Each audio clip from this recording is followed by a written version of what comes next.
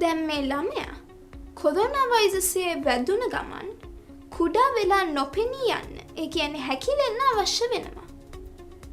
අපි ඒ විධානය නිර්මාණය කරමු. මම events ක්ලික් කරා. දැන් when touches block එක මේ විදිහට drag කරනවා.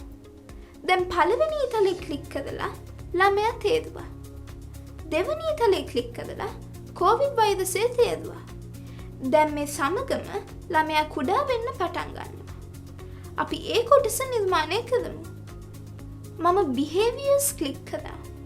දැන් sprite begins block එක මේ විදිහට drag කරන්න. දැන් මේ ඊතලේ ක්ලික් කරලා ළමයා තෝරන්න. දැන් නැවත මම behaviors ක්ලික් කරා. දැන් මේ කොළ පාට blocks වලින් shrinking කියන block එක මේ විදිහට begins විදිහට drag කරනවා.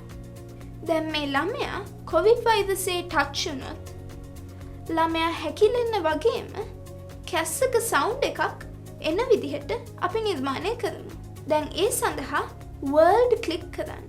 දැන් play PLAY play sound SOUND sound play sound block එක drag කරලා sprite begins block එක පහලින් තියන්න.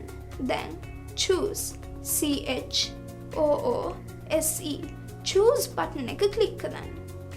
දැන් මේ human HUMAN human click කරන්න. දැන් search bar එකේ cough COUGH cough කියලා type කරන්න. දැන් character underscore Kimberly underscore attention underscore 5 මත click කරන්න.